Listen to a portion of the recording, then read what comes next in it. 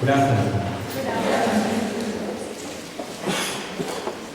Allow me to start by apologizing for the relatively delay in the commencement of today's or this afternoon event.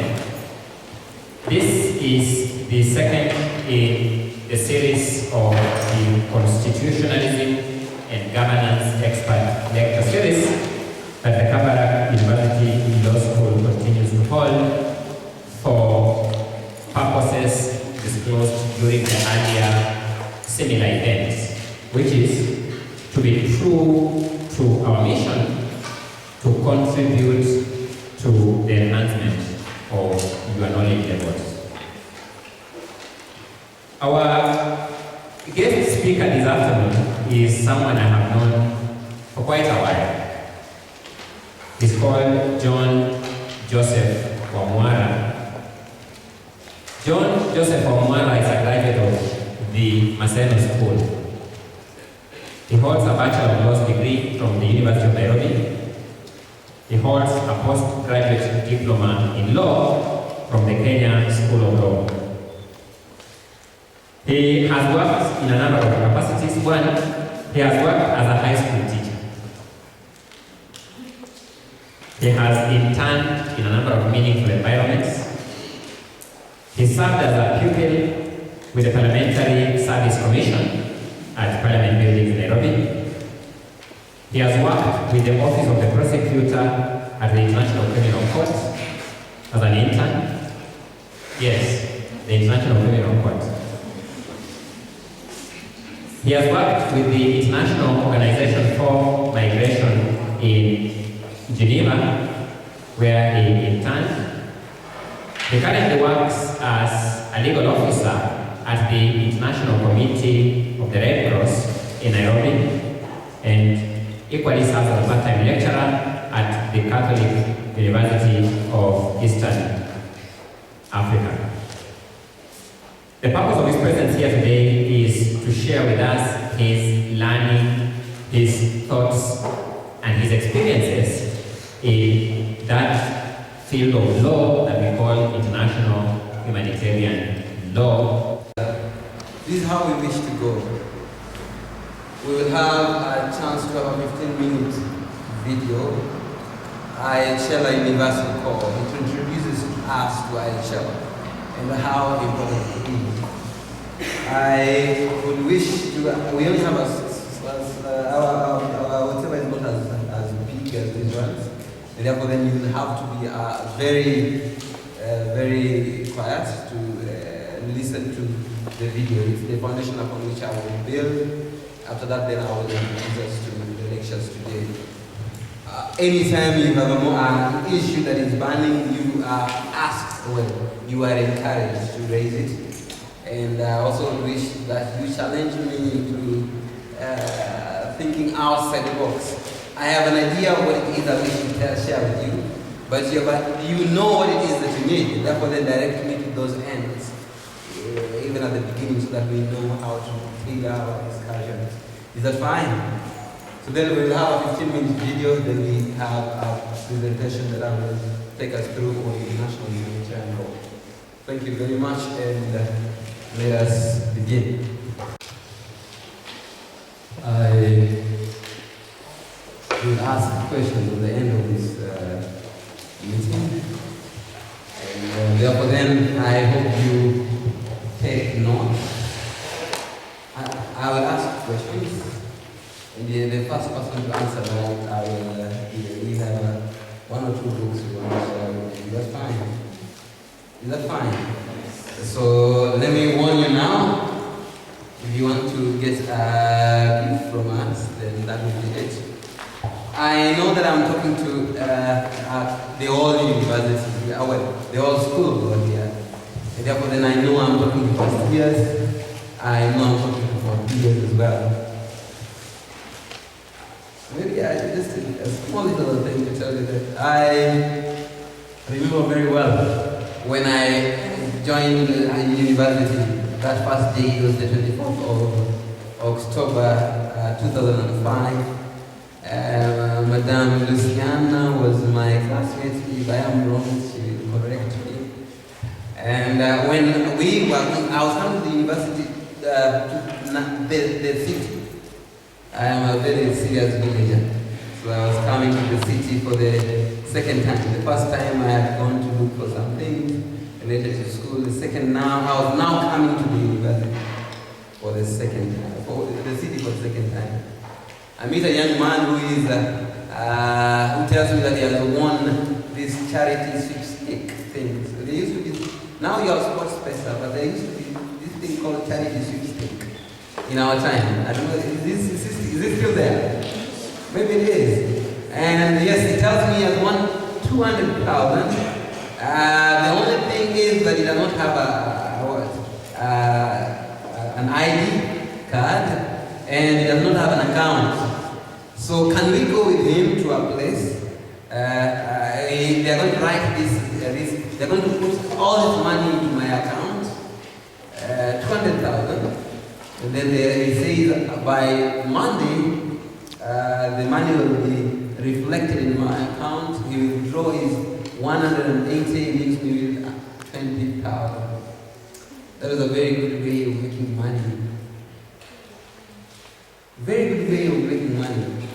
How much am I supposed to be making? 20,000 clean. So we walk to Nairobi University School of Law, and he gives me the paper, and he tells me, please, you keep it. I don't know, these people of yours, I don't know, they may be very bad. But now what you do is, tell me that you're going to come back. And I had a Motorola phone. And then I say, take this Motorola phone, and this copy of my ID, she tells you that I will get in here, and I will do my thing, then I come, we go and what? Get this 200,000. I came back after 15 minutes, and I'm still waiting. I'm looking for that young man. My Motorola phone went, and that's how I remembered my first day. But that has not stopped me from studying, and now I am here. I want to talk to you about international humanitarian law. Now, I don't have cards for everyone, and these are public. The details there are public, and therefore then if you have an issue that you wish to raise with me after this, I have given you my email address and my number. If you have issues you wish to follow up, you can follow up after this. Okay? This is how I have divided this paper. It will be an introduction to IHL. I make life difficult when I walk around there. So I should stand somewhere just. We are dividing this into introduction to IHL. What is it? Are there branches of IHL? Is it a branch of law? Where? Which law? Do you have a history from international humanitarian law? What are the sources of IHL? Why is IHL important? We will be talking about protection. Fundamental principles of IHL, and then the new developments and challenges to international humanitarian law. Then the final thing would be I will talk about what the ICS does, promote international humanitarian law, and why we do that. I would also want you to take us back to the international humanitarian law and the changing nature of warfare. I will not dwell too much on the changing nature of warfare, but I would want to ask to give us a background, a bit of an overview of international humanitarian law, so that at the end of the day you will say that I am also an expert in international humanitarian law. That's what I desire to do. I hope at the end of the day I will say that I'm glad I have done that. That we've done. But let me start with this quote. Now that I'm talking to young people, I wish you to say I am quoting a cast called a German Canadian, who had this in the book of The Power of the Now. He says, wherever you are, be there totally. You find you're here and now intolerable and it makes you unhappy. There are only three things you can do. One, you can change it. Or you can accept it totally, or you can remove yourself from what? From it. And if you want to take responsibility for your life, you must choose one of these three options that you must choose now.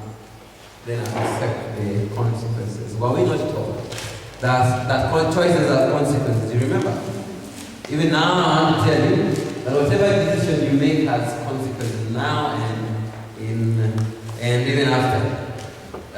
So you are here today, you are a student today, just to be a student. Be a student totally. Being a student entails reading a lot of books. Please read them. Being a student entails coming to class and doing research. Please do that. That's just one of the small little things I want you to ask before we start. What is international humanitarian? Now, let's agree that when you talk about, I share the thing about international humanitarian law. What is it? You probably, you must have been told there was going to be a lecture on international humanitarian law. Someone might have done a bit of background check. Then anyone who has a problem with Swahili, I can interchangeably use it. Could I interchangeably use English or Swahili? Everyone has no one has a problem with Swahili. Yes. Now, anyone who knows what international humanitarian law is, please. You were told that I'm a law lecturer, so I try to gauge my class. Who understands what international humanitarian law is? There are three words. Mean international humanitarian law for years. Let's start with you.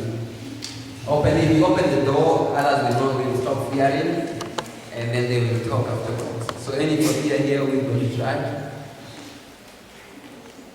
Was there a hand? What is the national humanitarian law? Okay, what is law? What is law? Anybody here who will want to tell us what law is?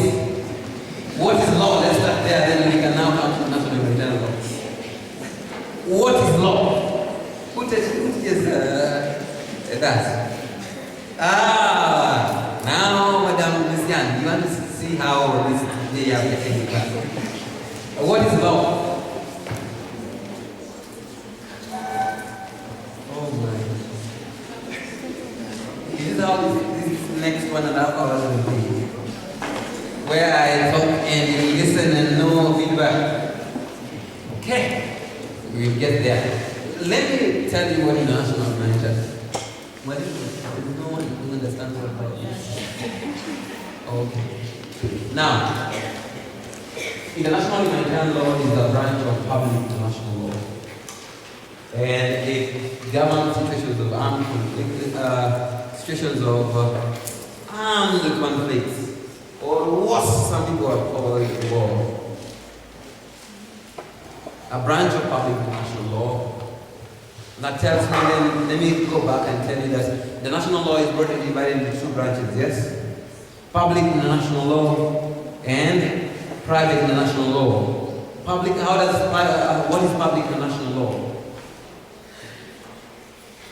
When states govern interactions between states, it is public, state versus state. That is public international law. But is there anyone who is not Kenyan here? Anyone who is not Kenyan? Is there just a hand? I will not ask Kenyan. Anyone who is not Kenyan here? There are non-Kenyans here. Now, this non-Kenyan, let's call him Eric, falls in love with non-Kenyan, let's say he's from Uganda.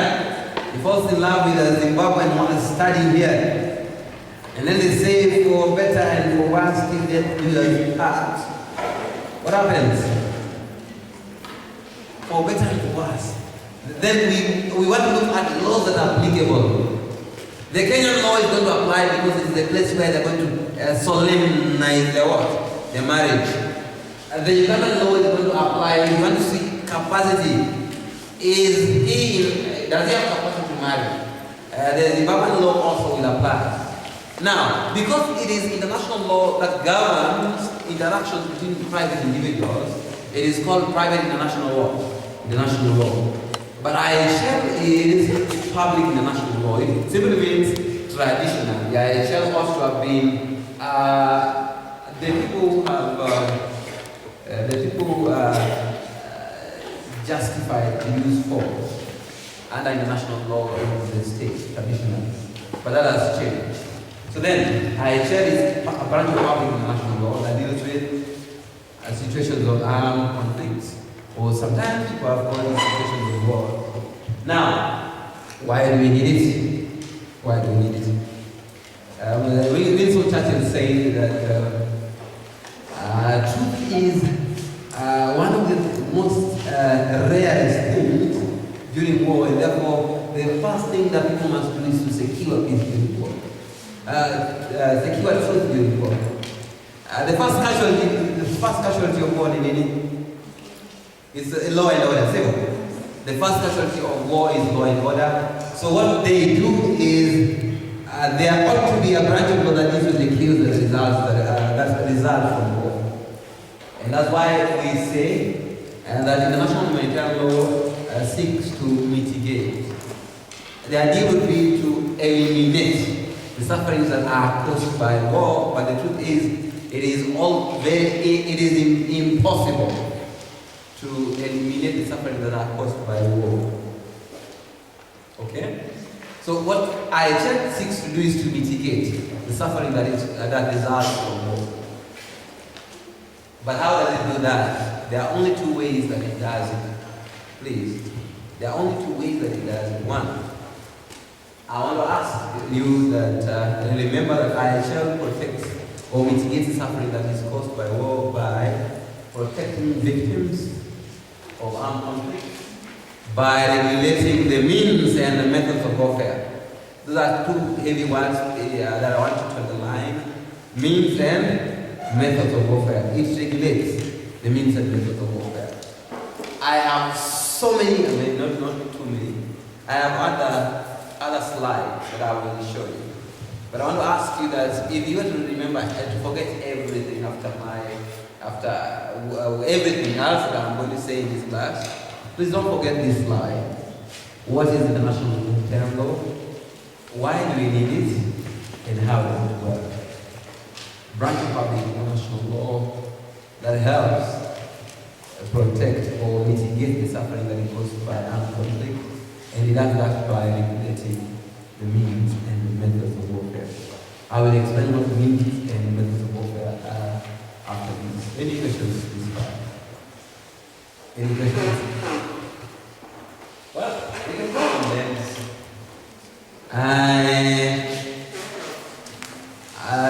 This week I am reading a book called Histories of the Hand. How many have read that book by David Anderson? Histories of the Hand. Anyone who has read that book? Okay. It's the history of Kenya around the emergency. What happened during the emergency? What happened before emergency? What happened towards independence? If I ask you what your name is, this is what I was told. My name is Wamwara Joseph. Wamwara, you are the son of who? And then my dad was the son of who? And who? And who? To the more point that we can do whatever. Now, it's not enough that I teach you about international humanitarian law, but I want to ask you, I want to tell you about how it's developed. Because that is how then you can understand why it works the way it does. If you want to talk about, maybe we all have eyes. Let's ask. You have eyes. Especially you who have mature. No, what do you see? Anyone? Anyone? What do you see? That picture, what do you see?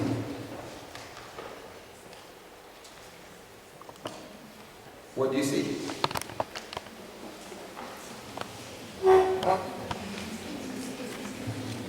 What do you see?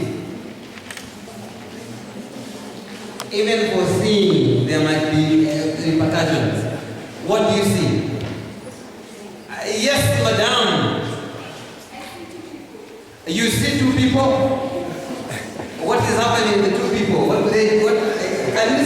something else? Yes? Yes, what else do you see?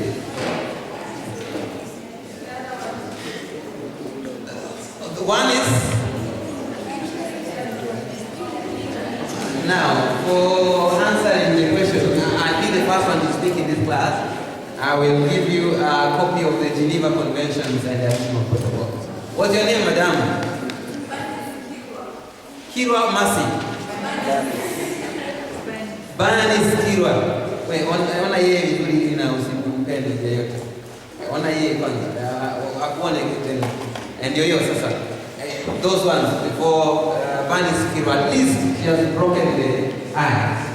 Now, this is, I am seeing an old man, and I am seeing someone who is wounded, and he is trying to sew his wounds somehow, or to give him some first aid. Do you see as I see? Okay. So when did international humanitarian law begin? How did it begin? Let me tell you before. Let me ask you guys, which is the oldest profession the oldest profession in the world? The oldest profession. The oldest profession, yes. The oldest profession. Yes, madam. What did you say? Prostitution. Hey.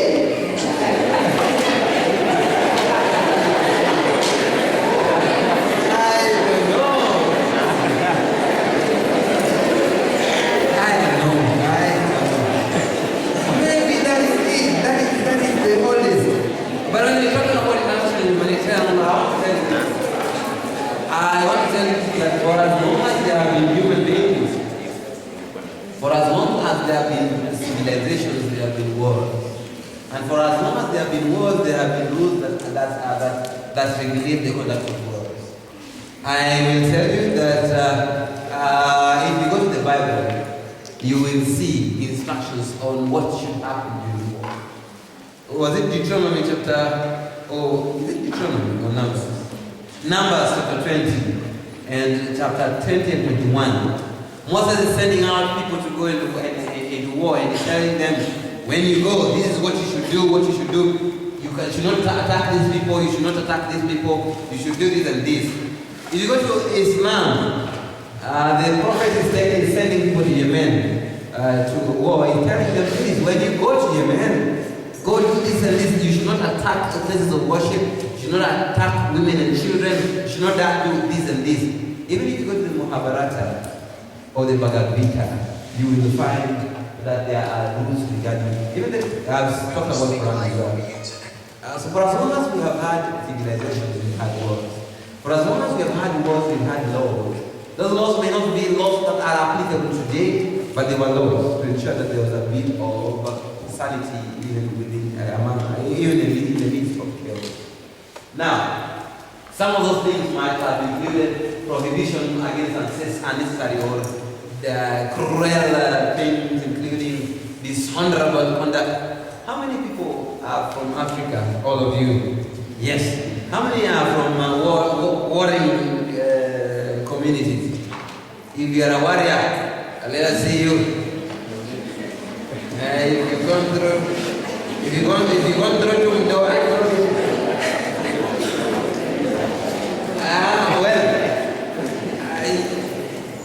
Africa also had its own war. It's also rules of war. Is that true?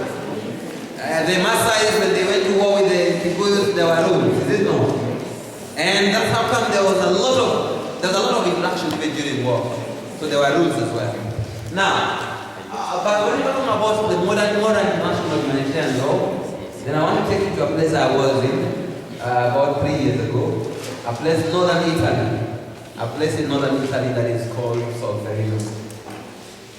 1859, 24th of June, 1859.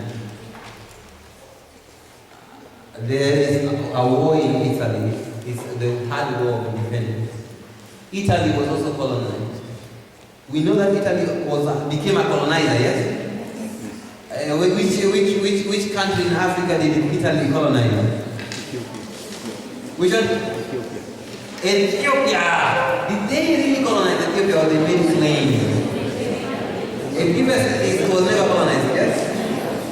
But Somalia, parts of Somalia were colonized, and some parts of Northern Africa were colonized by Italians. But they were also colonized by some people called Austrians.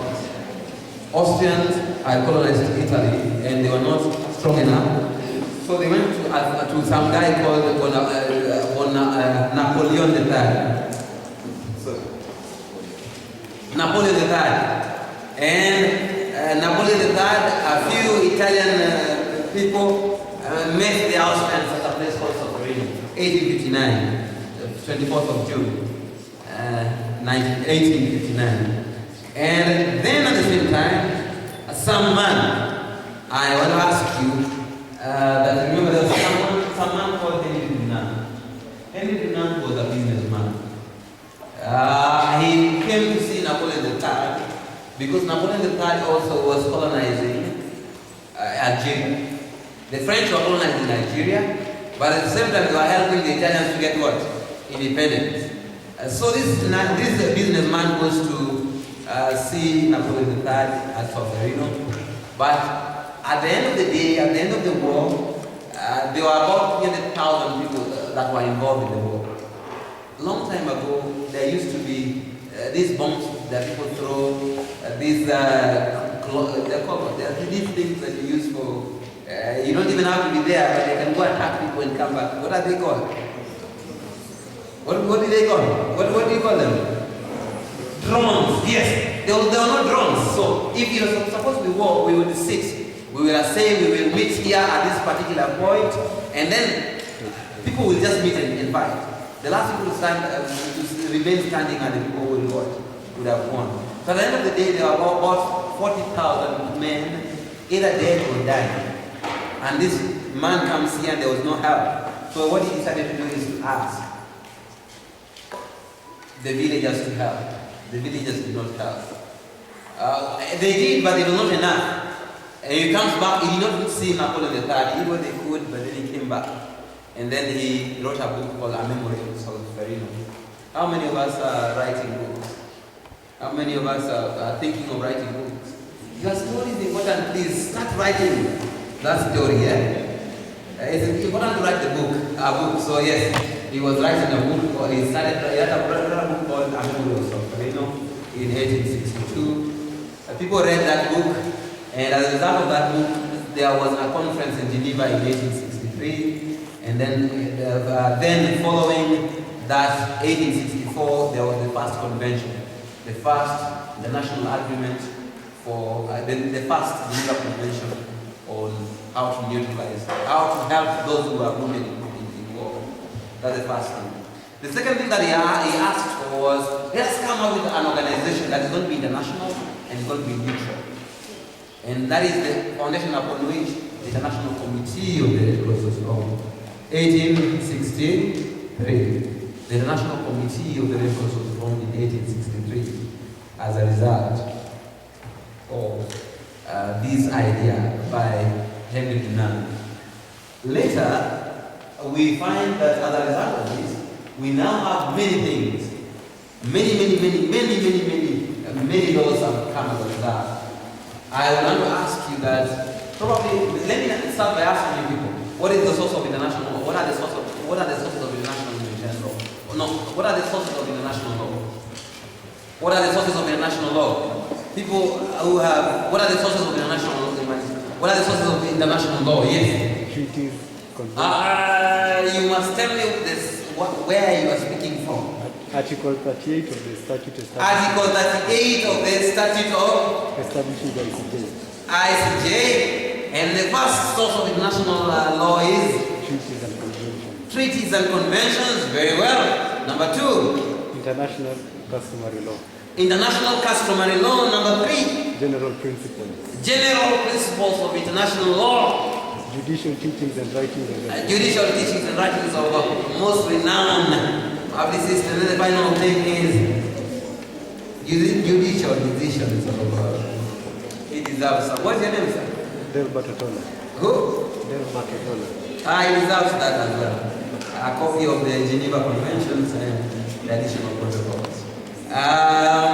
Yes, there are international law is found under the Article 38 of the ICJ statute, and he has listed them. Okay? Now, under international humanitarian law, we have simplified it. We have said that there are only two sources of international law or international humanitarian law. The first one is treaties. Treaties, people come and sit down and decide. They come in diplomatic whatever, they sit on a conference and then they decide what is law. That is treaties. And the first one I told you was which one? The 1864 Geneva Convention, followed by the 1868 St. Petersburg Declaration, followed by 1899 there was a conference at the Peace Palace. Where is the Peace Palace found? The Peace Palace. Where is the Peace Palace found? Where is the Peace Palace found? The Peace Palace is found at the Hague, and it is the center, it is the headquarters of the ICJ now. And at the Peace Palace, 1899, they came up with the Hague regulations of 1899, which were revised in 1907 by the Hague regulations of conventions and regulations of 1907. Later now, there are a number of many other whatever, but I want us to stop here at, I want us to look at the 1949 Geneva Convention. I want to ask you to remember this, it is important, that there are only two conventions that are universally ratified in the whole of the world. There are only two. The first one, that was universally ratified, is this one that establishes the International Telecommunications Union, the ITU Convention. It is universally ratified. The second and the only other one that is universally ratified is the Geneva Conventions of 1949. Every state in the world is a party. Every state. Give me an example of a state that you know. Any example of any state that you know. Do you know any state? Madam, my turn. Do you know any state? Which state do you know? Yeah? California is it? Which one? Which one did you say? Gani is the same one. The Kenyan state, yes. She said the Kenyan state. Kenya is a part of the Geneva Convention. Which one? Every state in the world is a party. But then later, in 1977, they came up with additional. When you add something, to add is to put on top of. Okay? If you have 3 teachers and then you are added to another teacher, do they become 3.5 or they become 2.5? They become 4. That's so.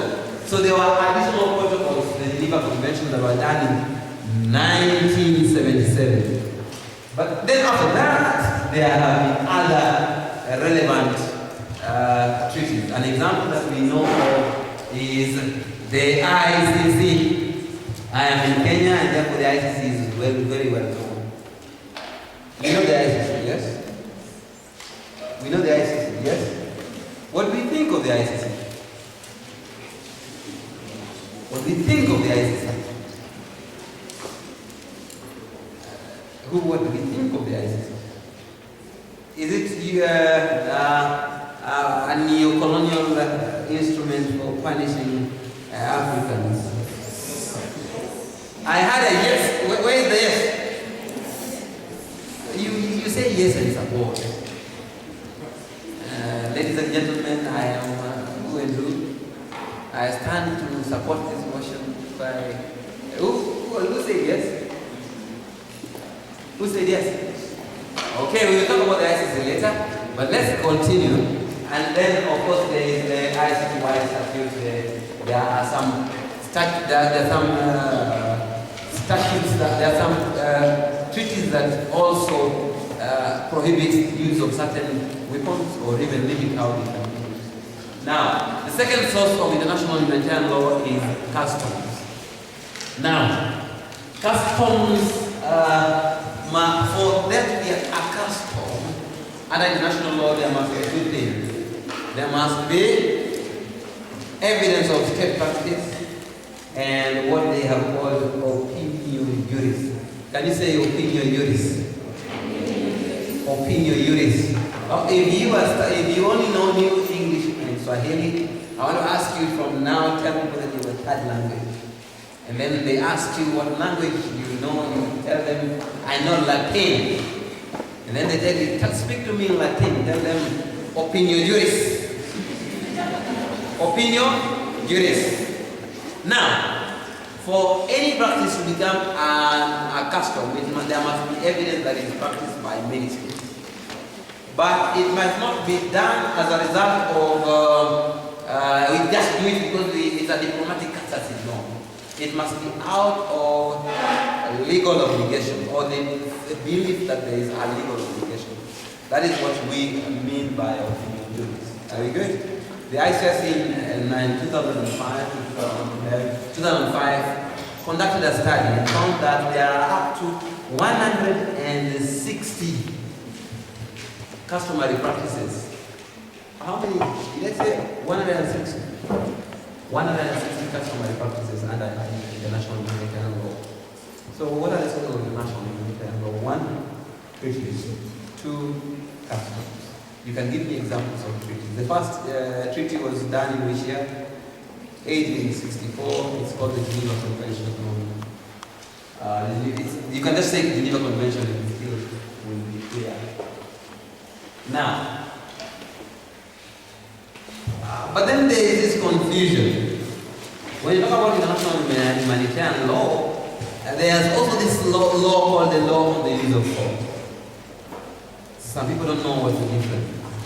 But I want to ask you to remember today that international humanitarian law is different from the law on the use of force. The law that justifies the use of force. Now, the law that justifies the use of force, and I want to teach you another Latin. Please take these words because I want to ask at the end of this lecture to say you can speak Latin. So I'm giving you another Latin word. Build your Latin vocabulary. Now, the law on the use of force is called jus ad bellum. Can you say jus ad bellum? Jus ad bellum. It is a law that governs the use of force. What happens during armed conflict? It is called jus in bello. I say jus in bello. Jus in bello. And that is the branch of law that is the law that is during armed conflict. It's in bello, then you say it is law that applies in conflict whenever there is an armed conflict. But that justifies why there is an armed conflict. It's called jus ad bellum. And for jus ad bellum, the only source of jus ad bellum is what? It is the UN Charter. Do you know the UN Charter? The UN Charter, Article 2, Paragraph 4, what does it say? Article 2, Paragraph 4 say that it is prohibited to use force under international law. War is prohibited under international law. But there are only 2 exceptions to that rule. The first one is the right to self-defense as a result of an armed attack. Article 51 of the UN Charter. And then the second one is under Chapter 7 of the UN Charter that gives the UN Security Council the mandate to make a decision that we can use force where there is threat to international law, international peace and security. Those are the only exceptions. Okay? Now, jus ad bellum will deal with why. But when we talk about international humanitarian law, when I talk about jus in bello, what is important to us is international humanitarian law. The same, we will go and check, is there an armed conflict? If the answer is yes, that is the most important thing. Is there an armed conflict? Yes. Because there's an armed conflict, what law applies? international humanitarian law. Are we together? And it is applicable between parties in the conflict. And equally, we don't care who made the first shot. We don't care who has addressed on another's territory. We don't care that Saddam Hussein has weapons of mass destruction. What we care for is there is in fact an armed conflict, and therefore the duties that are borne by Saddam Hussein's forces are equal to the duties that are borne by United States coalition forces. Are we together? Are we together? Okay, if I was in Tanzania, this is what I would have asked. At the end of if I want to know how good is people, then I would ask, Shwari! Then they would answer, Shwari, and then we continue. Shwari! Shwari, then we continue. Can I adapt that for now? Shwari! Shwari! Now, but then there is also this confusion. How many have heard of human rights? How many have heard of human rights law? You've heard of human rights law, have you not? I have a right. Well, let me ask everyone to look around. Just look around. Look around, and I'm going to ask, look around because I will ask you a question now. I'm going to ask anyone a question. Just anyone. I am asking, when you look around, what do you see? When you hear, what do you see? You see students. Hey, that's all you see. Oh, no. That is the answer. What do you see when you look around? Madam, did you look? What did you see? You saw people. Yeah. What else? What else? Did you look? Ukaona nini? You saw what? Human beings. Ah, this is good. That's what I wanted to hear. Now, someone told me in a class, and I asked them to see, and one told me, I see animals. Would that be a good answer? Yes. And then he went on and said, I see animals of the human species. And the answer is still yes. And because you're dealing with humans, and you are dealing with animals and of the human species, there are some things that are attributed, or some rights that are attributed to the human beings. Human rights is about people. And therefore it is applicable both during armed conflict and outside armed conflict. However, how it is applied during armed conflict may change. For example, there is this the right to freedom of expression. Is it absolute? Can it be limited? Or is it limited to what? If you do you have a right to spread propaganda to war? Or propaganda for war? Is it still part of covered by human rights? No. Is it human rights to, when there is a curfew from 6 to 6? Is it still your right to walk around at 10 in the night? They will deal with you clearly and thoroughly, and then you cannot claim human rights. The difference between international humanitarian law and human rights is human rights deal with human beings, and it is a right that is applicable at all times. But IHL only applies during armed conflicts. Are we together? And you can never say that there's so much war, we can now limit IHL. IHL is not limitable. But international human rights law may be limited, depending on the situation. Are we together? And that takes me to Article 24 of the Kenyan Constitution. Yes? Article 24 of the Kenyan Constitution says these are rights and they are fundamental and we have them, yes, but they may be limited. Then Article 25 now gives us a list of what cannot be limited. That's the same thing. International humanitarian law has no limit. Yes. I have been talking about armed conflict. What is an armed conflict? What is war? And let's start by asking, what is war? What is war? Anyone?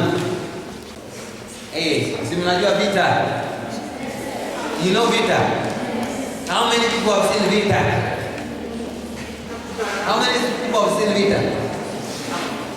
Now, how many people have seen war? You have seen war? Where? Don't talk, don't fear, talk. You saw vita, where? Yes. At home. Oh, yes. She saw war at home. Domestic war. Or war what? Or war what? War against terror. You write those things. War against malaria. Is that what we're talking about today? No. Because there's always this confusion as to what war is.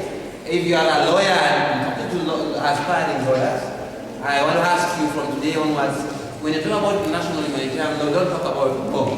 Talk about armed conflict. And there are two words there, armed and conflict. So whenever there is, well, maybe I should put this up, it's important. Now, if you look at the Geneva Convention, there's no definition of what an armed conflict is, but the jurisprudence has given us something. There is this thing called this case. Hey, people, please write this down. Go look for it. It's serious. It's a very good thing on international humanitarian law. It's a very good thing on international law generally, international criminal law. It is Dusko Tadic. Dusko able the way it sounds. But then Tadic is there. Dusko Tadic is the prosecutor. It's an appeals chambers decision on jurisdiction. Appeals chambers decision on jurisdiction. Professor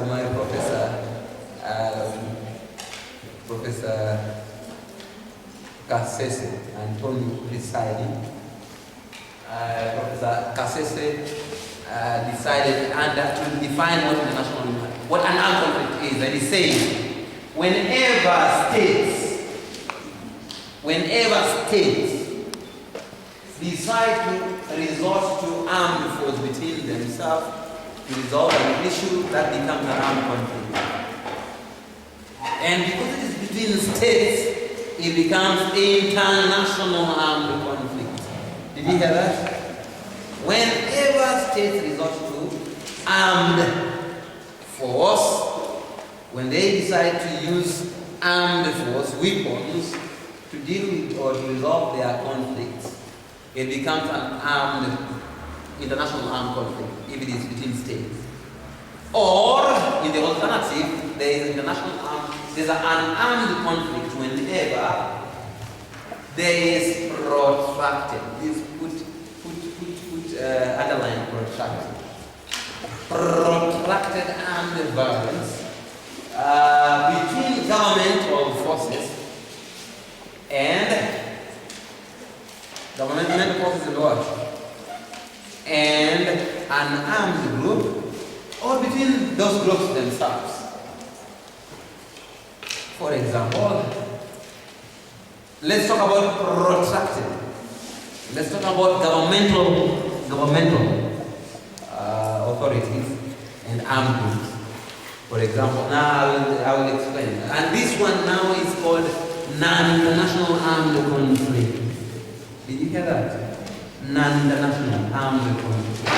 When it is not state and state, it is governmental authorities versus armed groups. It becomes a non-international armed conflict. Are we together? And so there are two types of armed conflict. The first one is international, because it is in state and state. There's only one exception I will give to you. And then the second example is non-international armed conflict, and it is between governmental authorities and armed groups, or between armed groups themselves. Please. If I continue, then I will show you something. I will not, I have said this, have I not? See, that's what I've just said. Two types of armed conflict. The first one is international armed conflict. It is, when I say GC, I simply means Geneva Convention from 1949. Then the additional Protocol 1. Additional Protocol 1. And when I say CIHL, who think you know the CIHL simply means customary international humanitarian law. Are we together? And then we have international armed conflict. We have the source as common article 3. Now, maybe I should be clear. Now, can you raise one of the, if you have the Geneva Convention, please raise it. In the 4 Geneva Conventions, there is a common article that talks about what happens in case there is an international armed conflict. Additional Protocol 2 also talks about aid and customary international humanitarian law. Ladies and gentlemen, I think much of my classes are done. In the next 30 minutes, I should be through so that we have a discussion. Because the most important thing I have done, you know what international humanitarian law is, you know what are its sources, and you know what an armed conflict is, and you know what the types of armed conflicts are. Now, someone might ask, why is it important to define which type of armed conflict? The type of armed conflict will determine the body of laws that are applicable. For international armed conflict, there are body of laws. I have given you the body of laws, the 4 Geneva Conventions, Additional Protocol 1, and customary international humanitarian law. If it's an international armed conflict, what will apply? The Common Article 3, Additional Protocol 2, and customary international humanitarian law. I have taught this class. I am happy. The only thing that I will do now is to repeat most of the things that I have said. For example, I have said that international armed conflict is a conflict between 2 or more. 2 or more. For example, when the United States went into Afghanistan in 2001, it was United States leading a coalition, but they were fighting against what? The Taliban government. You remember that? Let's talk about what is happening now. Give me an example of any international armed conflict that is ongoing today. Any example. You know what's happening now. Yes, sir. The Syrian conflicts, who are the parties? We have the Assad's regime. Plus ISIS. Russia entered that war. Yes, It's ISIS. Now, how do you determine the nature of the conflict? You look at the parties, yes? And if it is state and state, it becomes international, yes? Except for one exception that I'm going to give you, if it is war or national liberation. Okay? Or where it is an international armed conflict, but it has been internationalized. Let me give you a good example. Now, Syria is an example, yes? But Syria, if Russia has been involved, but it is involved on the side of government or against government? Yes, if it is on the side of government, then it is still government fighting against armed groups, and therefore it does not change the nature of the conflict. An example would be Somalia, for example. Somalia. What is happening in Somalia? KDF is in Somalia, but is KDF fighting the Somali government? No. The KDF alongside the Somali government is fighting what? Al-Shabaab. The nature of the conflict is not what? Is not changing. It's still an international armed conflict. Are we together? Any example that someone wants to give of an ongoing armed conflict? Any example? Okay. Now, national liberation movement was now, state A versus state A, state A versus state B. What is the nature of the conflict? It is international.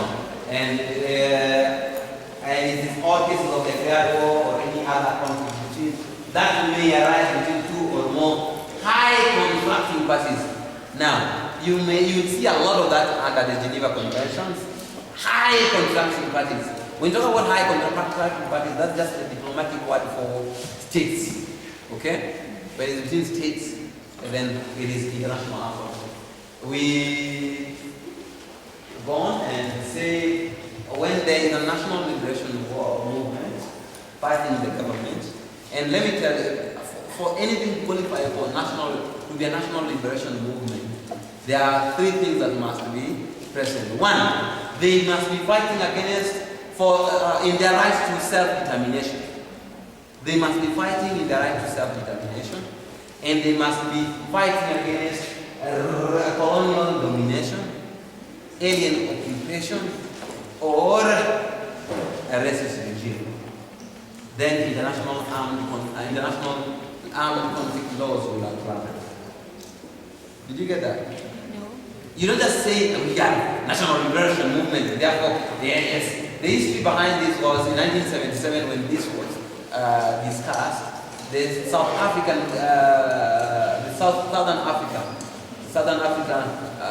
was not, most of Southern Africa was not independent then, but they were fighting against apartheid in South Africa, and Namibia there was something else. There was this, Mozambique there was still a war, and therefore they were recognized as entities. That's why they were given these status. It must be against colonial domination, alien occupation, or racist regimes in the exercise of right to self-determination. Are we together? That's the first exception. Then, of course, then an international armed conflict. I will not say much more on an international armed conflict. You look at what Common Article 3 says. Common Article 3 says, an armed conflict not of an international character occurring in the territory of one of the high contracting parties. So what makes an international armed conflict an international armed conflict? It is not. That's what the Common Article 3 says. Okay? And then, of course, I want to ask you to remember that there are two types of international armed conflicts. There are two types. The first one is Common Article 3 armed conflict. Common Article 3 armed conflict. What it requires is there is protracted armed violence between governmental authorities and an armed group, or between the armed groups themselves. That's the standard for Common Article 3 in an international armed conflict. But the second type of international armed conflict is what we have called additional protocol 1 armed conflict. Additional protocol 2, additional protocol 2 international armed conflict. And what it requires is listed here. It must be happening in the territory of a state between its armed forces and distant armed forces, or other organized armed groups responsible which must be under a responsible command. 1, they must exercise or control over part of its territory, and to enable them to carry out sustained and concerted military operations and to implement the protocol. In other words, for additional protocol 2 conflicts to exist, there's an additional requirement. And that additional requirement is found in Article 1, paragraph, not 1, paragraph 4. No, paragraph 1. Paragraph 1 of additional protocol 2. Are we good? Are we good? Any questions? I made a promise that I will keep, that we will do the next 20 to 25 minutes and then get through. Any questions? Yes, it was that not too long ago. Now, this is just an illustration of what I would say. There's no much illustration of what I would say. Now, I think this is important, and I want you to remember that an international armed conflict may become international. How? By the involvement of a state in support of an armed group. Are we together? A state can be deemed to have been involved if they are offering military intelligence for the armed group, if if they are spying for the armed group, if they have sent troops into the territory in support of the armed group, or if they have invaded the airspace of the armed group. But if they are only supplying them arms, if they are only supplying them with equipment, if they are only giving them money, if they are providing training probably in a base in their country, then it may not amount to involvement, and therefore it does not really change the nature of the conflict. It still remains international, non-national armed conflict. Not every intervention by a government changes the nature of the conflict. Are we together?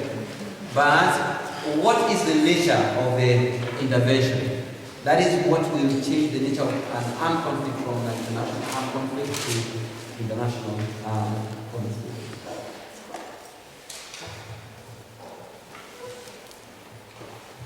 Please remember. And now let me ask you guys. Kenya's post-election violence, what do you call it?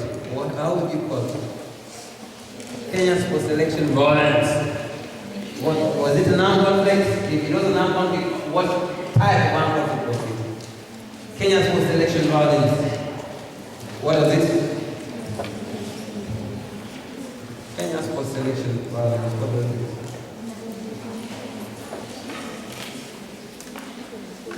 Please tell me, Kenya's post-election violence. What was it? Yes. It was non-national armed conflicts. That's what she said. What's your name? Joanne. Anyone else with a different opinion? Was it an international, well, it could only have been international armed conflict. It was an armed conflict. But was it?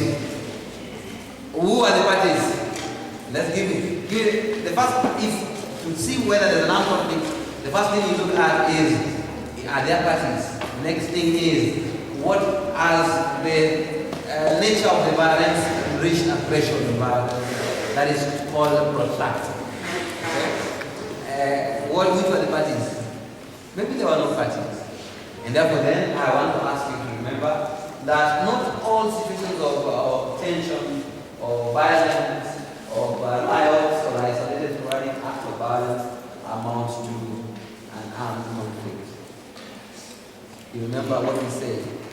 An armed conflict exists when states resort to armed force, or for national armed conflict when there is protracted armed violence between governmental authorities and armed groups, or between armed groups themselves. Okay? So Kenya's post-election violence was just sporadic. It was other situations of violence, but not an armed conflict. Then someone might ask, how come we are at the Hague? If it is not an armed conflict, how come we are at the Hague? Does anyone have an answer? Yes. How come we are at the Hague? What's the answer? Victims? Candles. Serious kind of. They were serious crimes against humanity. Ah, that's good. Very good. Do you have a pen? Please give us a pen too. No, it's not just a small little pen, it's a serious pen.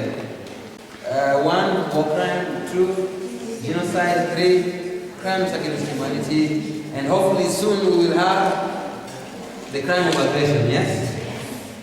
You don't have to have an armed conflict to have crimes against humanity. Crimes against humanity can occur whether there is an armed conflict. So that's why we are taking. Thank you. Please remember, remember this. I showed you this, but I want to say I want to tell you that the first Geneva Convention deals with the wounded, and it deals with the army people. Well, the Navy army people who are the soldiers, combatants, who are wounded and sick on land. The second one deals exclusively with the wounded and the shipwrecked, wounded and sick at sea, not on sea, at sea. Okay? And then the third one deals with prisoners of war. Who is a prisoner of war? This is important, I want to ask. Do we may know? Who is a prisoner of war? Who is a prisoner of war?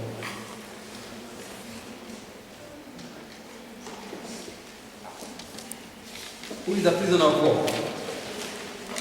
Who is a prisoner? One who is in prison is a prisoner, yes. So a prisoner of war is one who is in prison but is as a result of war. Okay. Now, combatants who are captured become prisoners of war. Who is a combatant? A combatant is a soldier or someone who is fighting in international armed conflict.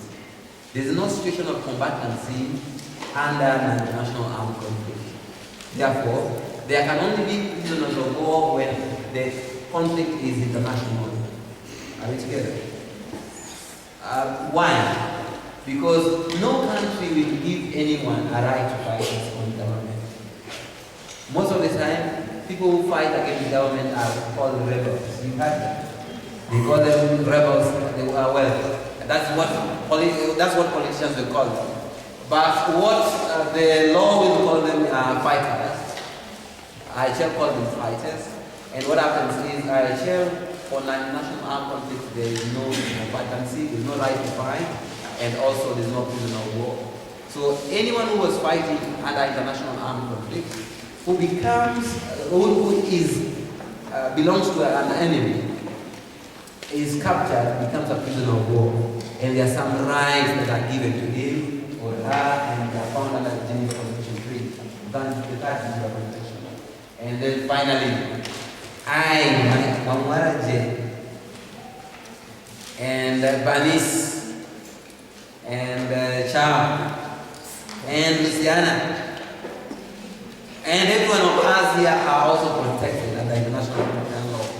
We are protected as civilians. Unless there's someone here who belongs to the KDF. Any member of KDF here? Any member of KDF? Wow! If there's no member of KDF, then we are protected as what? As civilians. Are we good? Then 36. The second last part that I will give you about you remember Geneva, the additional protocols. Do you remember them? The first one deals with international armed conflict, and the second one deals with international armed conflict. Now, IHL is about protection. I'm at the second last part of my presentation, and it will be short. I will say this. IHL, international humanitarian law, is about protection. It protects those who are. Who does it protect? Let me tell you, I'm giving you a list. IHL protects people, but we will tell you who. Against dangers arising from military operations. And it is for which people? Civilians. One, civilians are protected. And then number two, even those who are no longer participating in activities. You may have started as a soldier, but you have since been discharged from the army. You become protected. Okay? If you are wounded and sick, military man, you are protected. If women and children have a special protection. The elderly have a special protection. IDPs have a special protection. Someone is asking why women are specially protected. Why are women specially protected? You're asking. These ladies are asking for equality. See? Why is it during war they are protected? Anyone who wants to try to answer that? Why are women more protected, more well protected during international conflict? Please. Because they are vulnerable. Why? Because they are weak. Ladies, do you agree that you're weak? Is that why you're being protected? No! I agree with you. No!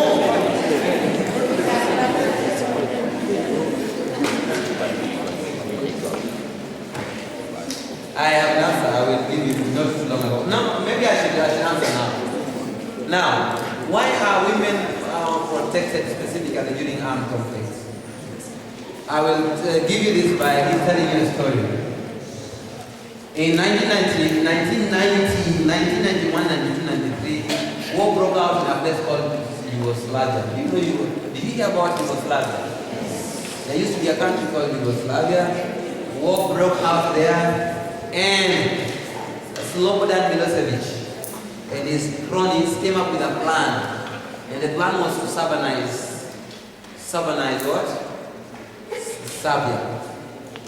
So what they did was they went and picked up minority Muslims and brought them from wherever they were.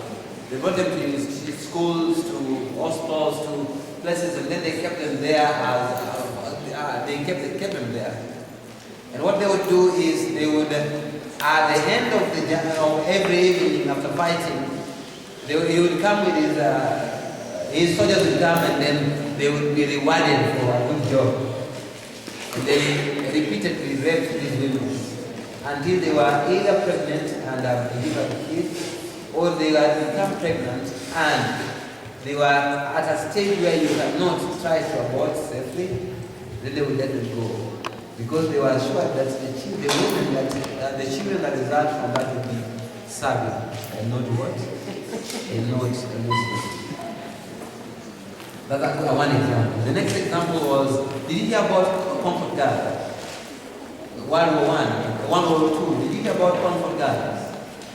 Now that was what I'm trying to tell you is, women are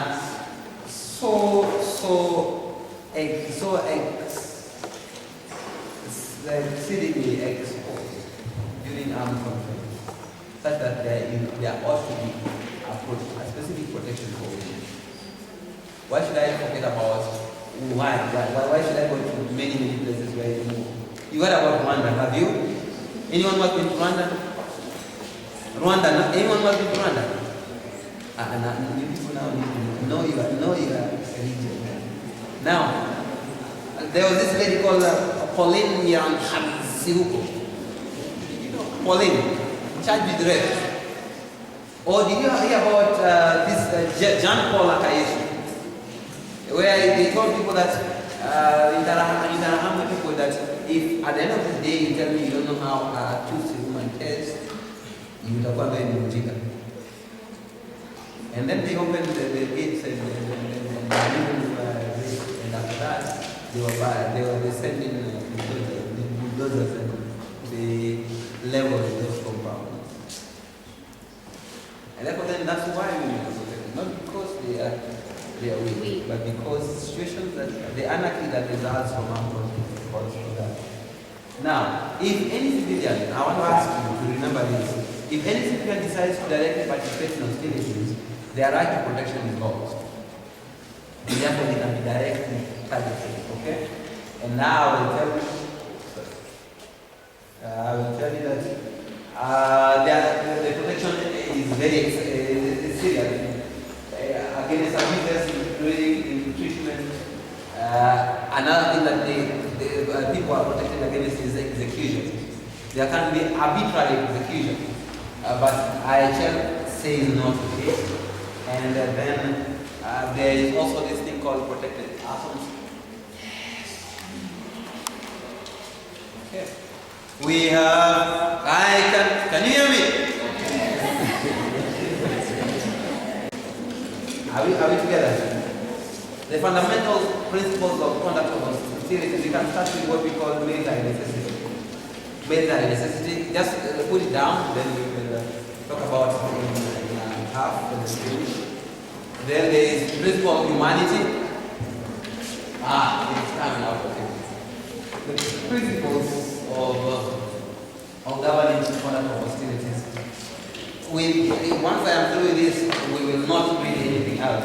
What I will tell you is, I just says, if you are to fight, do that which is militarily necessary to achieve an end.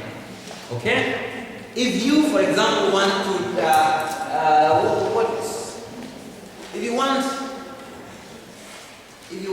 yes, let me ask you this. If you want the lights to be off this place, what do you do? What is the military objective is that lights are out of this building. What is the most logical thing to do? Yes? Look for the switch and switch this, the access, whatever, switch it off. So, Power can be anywhere else but not in this building. Okay? Would it make sense to decide I want power off? So what I will do is I will send in a bomb to level down this building. Would it be necessary to do that?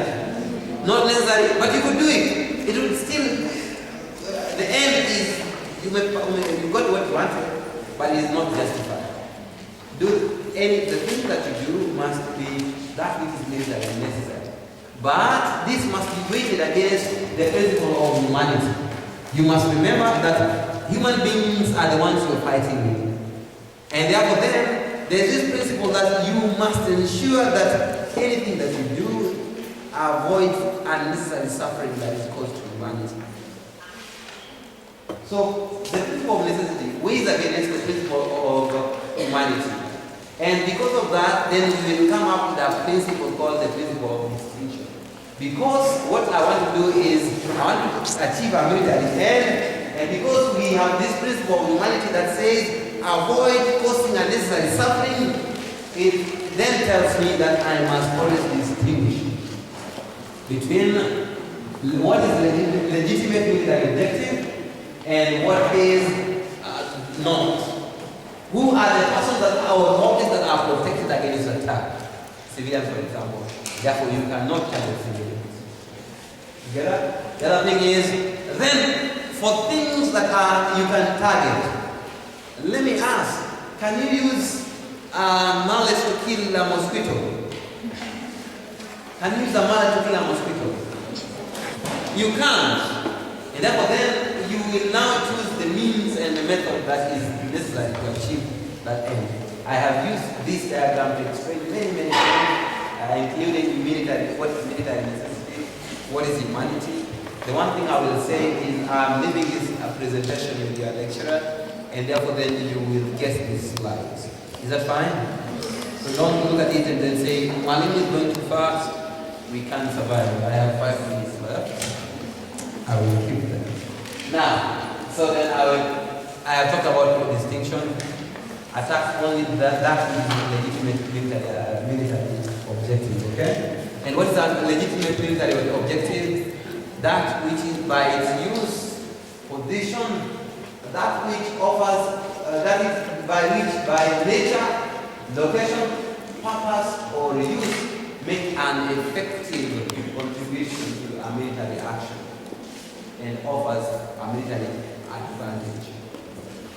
That is what we'll say what are military objectives. And anything that is not military objectives, a civilian officer should not be targeted. And then, I don't want to explain that. There's no need for me to explain that. Now, if a civilian directly participates in hostilities, he can be targeted, okay? What is direct participation in hostilities? I have explained that.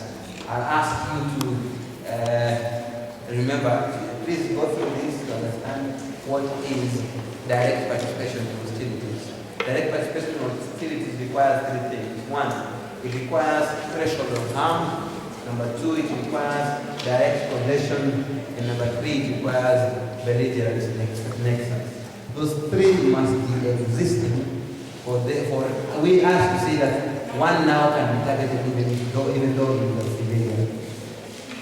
Don't struggle too much. I have made a promise that I will keep, that you will have access to this information. Please avoid incidental damage. It's a duty under international law, and please do enjoy with that. And then just don't decide that I am going to attack, so then you attack everyone. Please don't do that. Please don't do that. Be very particular. Then the last part of this is all these things are self-explanatory, so don't worry about it. Now, the last part is just a summary of the main things we have said. The 2 principles eat and balance each other. Then we now have the principle of distinction that says no indiscriminate attack, and therefore you must take precaution when attacking, and then you must be proportionate in means of attack. Persons that are not that should not be targeted are civilian objects, civilians, medical hospitals should not be attacked, religious personnel should not be attacked, and the wounded and the sick and the shipwrecked, those who are out of combat should not be attacked. And then if it is a legitimate attack, military objectives can be attacked, armed forces can be attacked, and civilians who directly participate in activities may be attacked.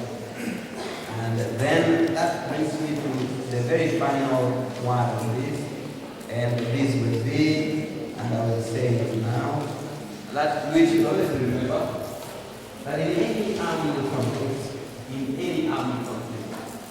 the rational parties to the conflict to choose means and methods of warfare is not limited.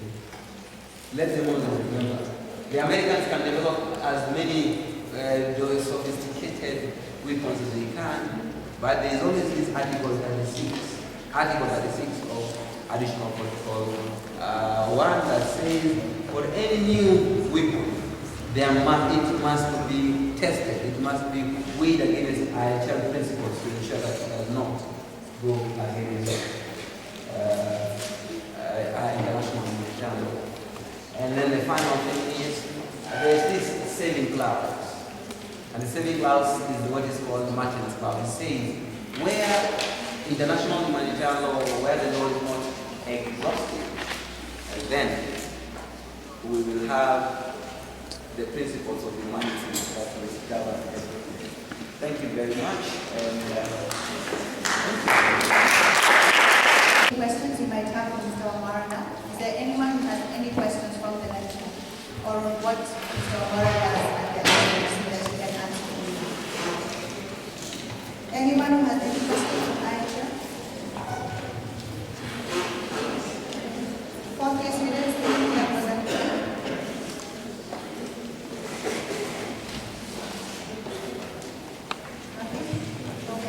I believe Mr. Wamwara also mentioned that they have a move that is happening, I believe on the 16th of October, the national round.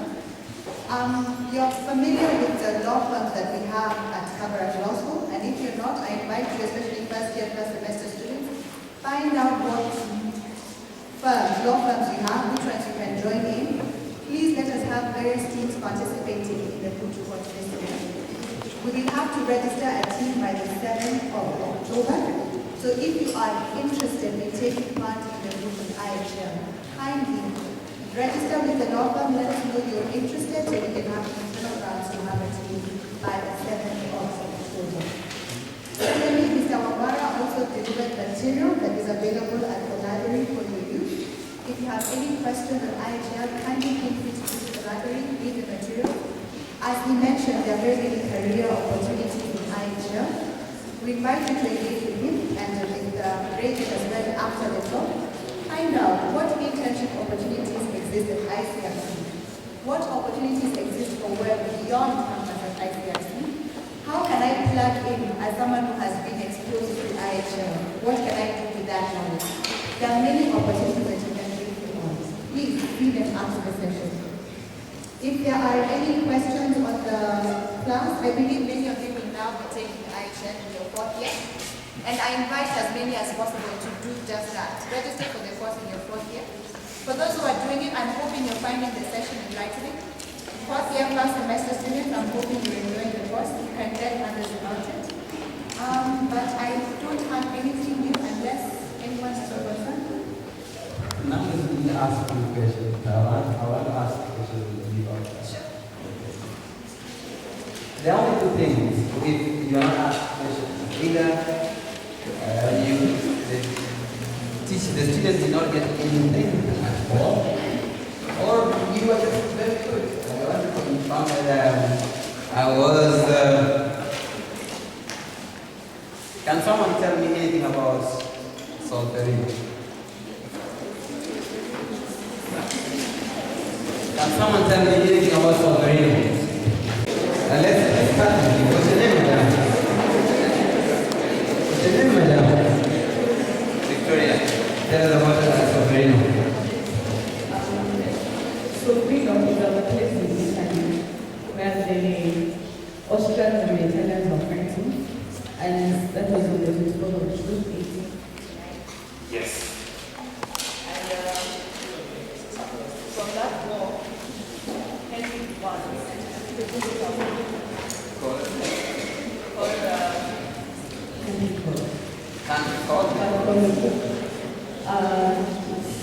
Set precedents for the promotion of the ICRC.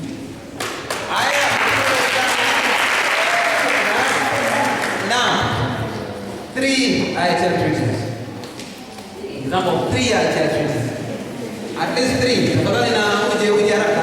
And then the last one is the last one. At least 3 IHL treaties. No one can remember. Okay, at least 3 sources of IHL. No, at least 2 sources of IHL. Oh, wait. That hand was for the treaties. Come. This hand was for sources of IHL. Wait, now need a man. Is there any man who was listening? What is this for? Sources come. And as they come, let me just say this. Now, let me say this. How many last year at the moot courts? Remember the moot courts? One thing I have to say is only here, when your students travel all the way from here to play watch your colleagues perform. That was really good. I was so impressed. Hey, you guys are wonderful people. 1. 2, hey, you can clap for yourself.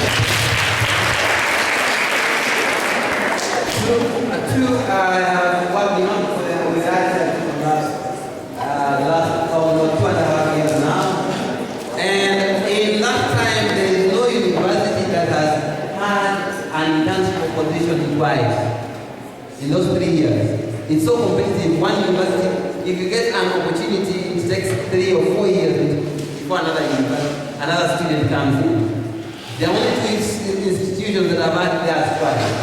One is, of course, Kabarak University. There's this lady called Sandra Soy. How many know Sandra Soy? Maybe no. Sandra Soy was here.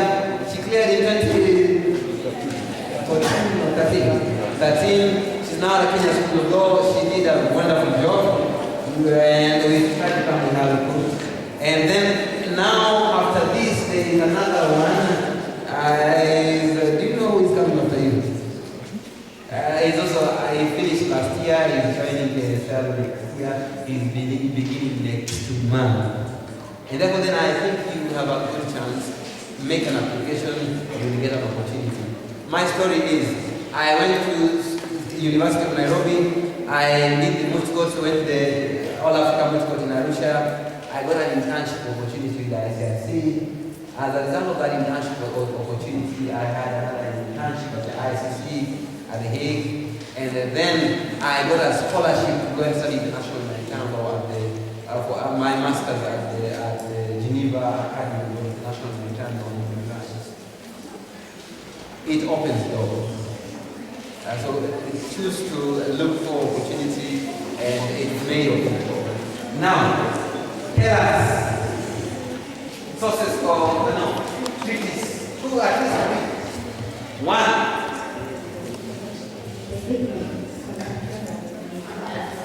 The Hague Conventions of 1907. What?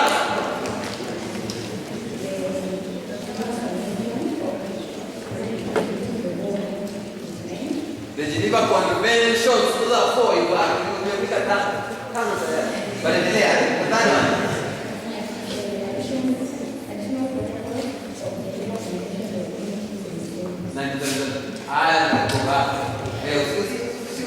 Now, there's first Geneva Convention. Do you know what it is about? Ya kwanza ni ya nini? Amejaribu sivyo?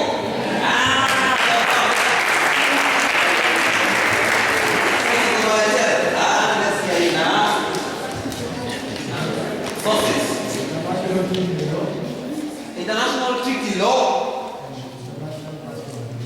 international customary law. Of course, you cannot stop there. You will tell us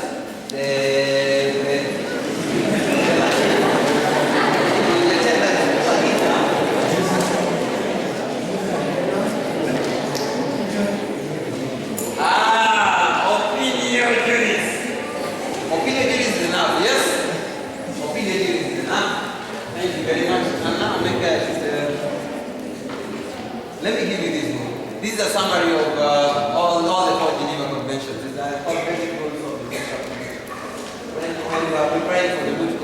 This came in hand. Not after that.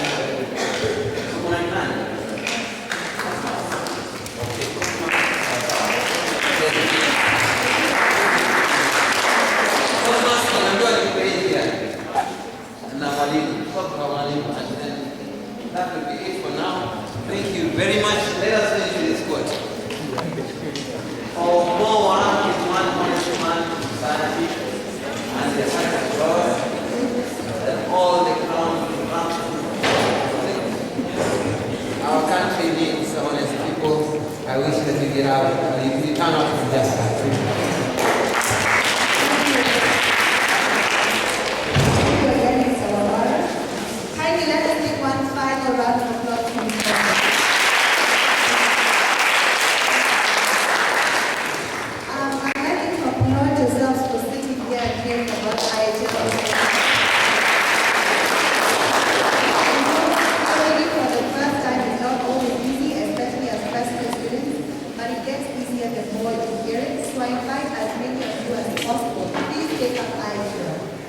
Without further ado, I'd like one person to pray as we